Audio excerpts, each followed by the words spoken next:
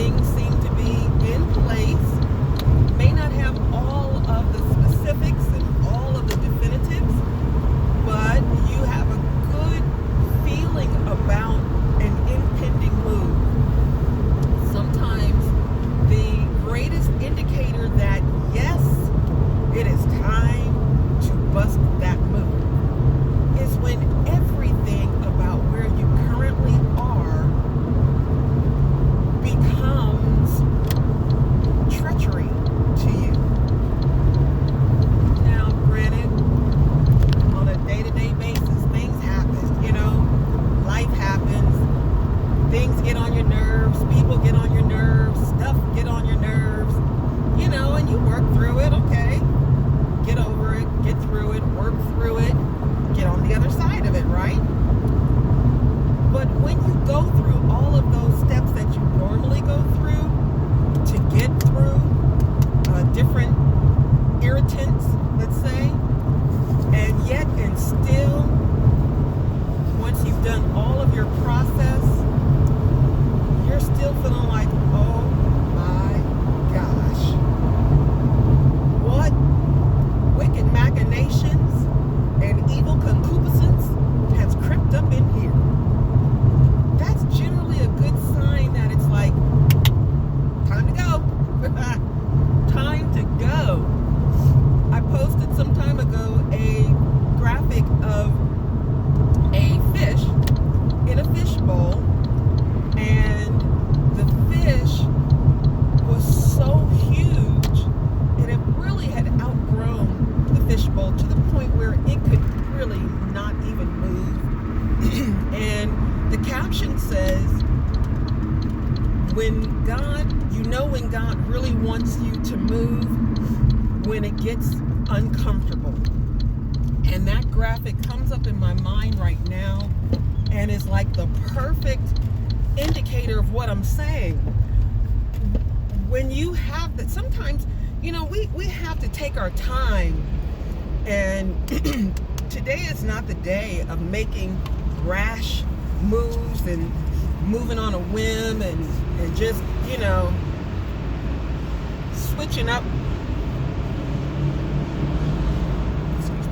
switching up stuff and just,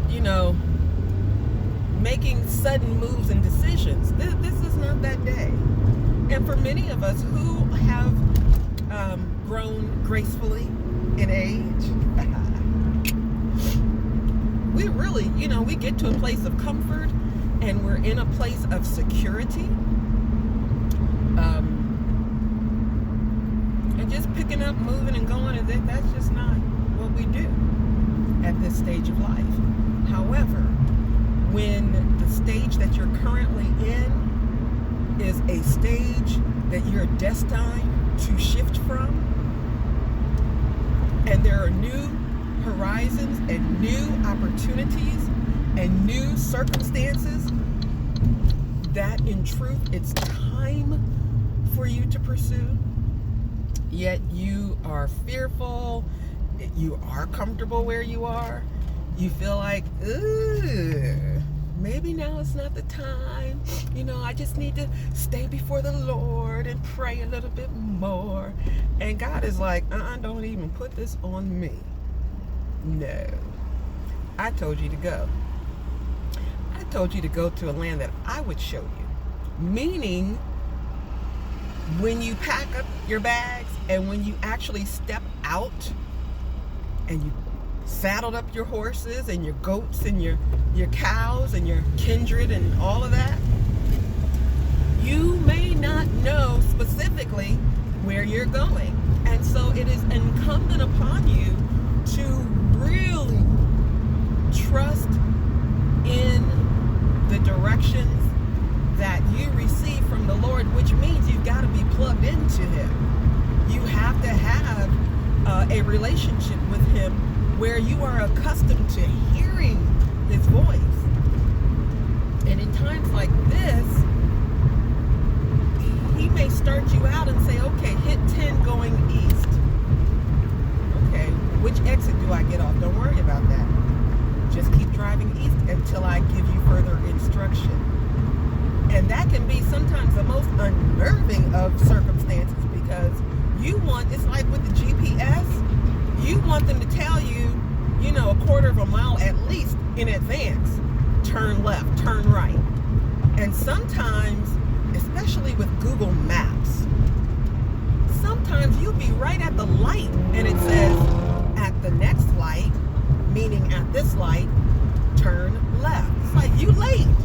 The light didn't turn green and there's cars behind me. I can't sit here waiting on you to give me the next direction. I got to go. Anywho, when God gives you that sign will generally be increased uncomfortability, almost an inability to function. And you're not the only person that notices it. Trust me when I tell you. Other people see, other people notice, other people sense. Something's going on with them.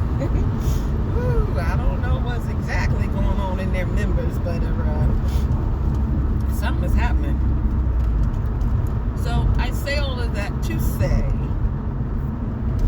we've been in a place of confinement for several weeks, months.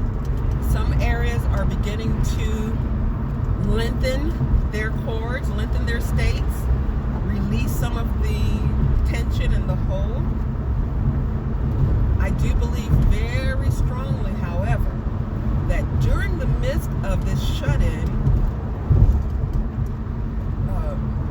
God has been speaking and giving insight and direction, and it's a beautiful thing, because really we've had time, whereas our lives have been so cumbersome and we've been so busy, and yet we pray and we spend time in the Word and talk to God, but not with any great in-depth like we used to do in the shut-ins, where you would lock yourself into the church for 24 hours or 48 hours and there was no phone and nothing. You fasted and you prayed and you shut in, and I mean you heard from God because you gave him your total attention.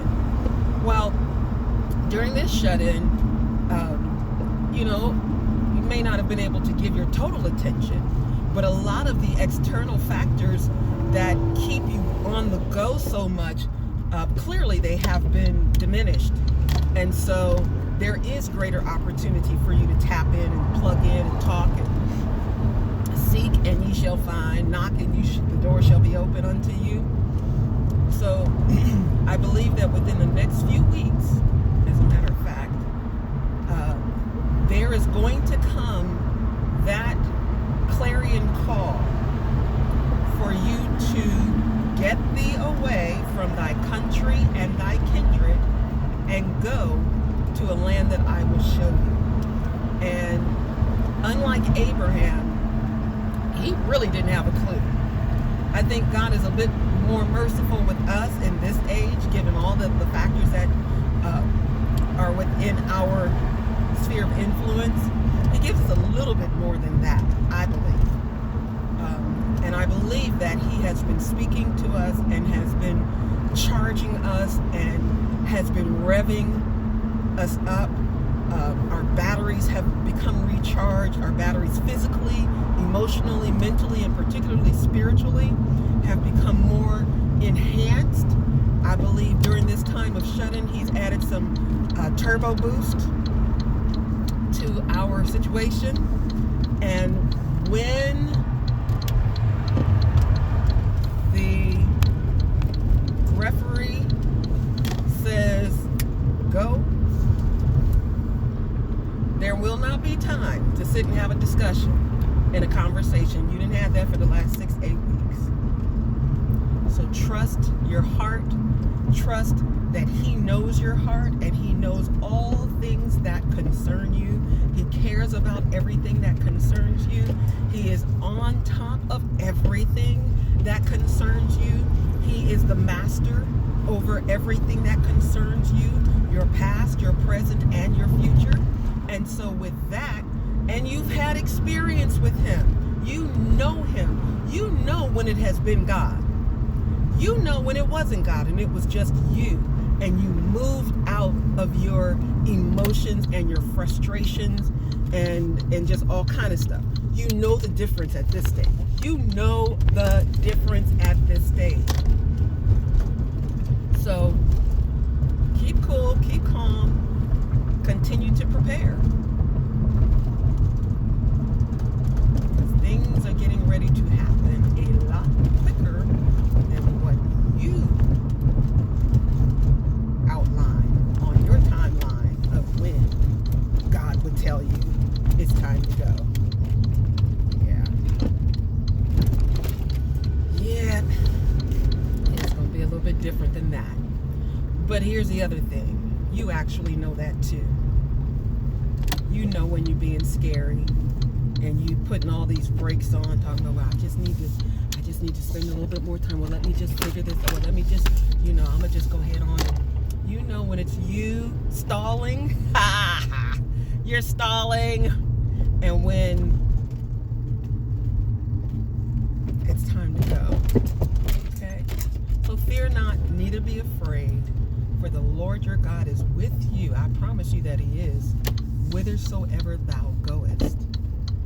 Fear not, neither be ye afraid. He's with you. He's got you. He's taking care of you. You're going to be good. All right?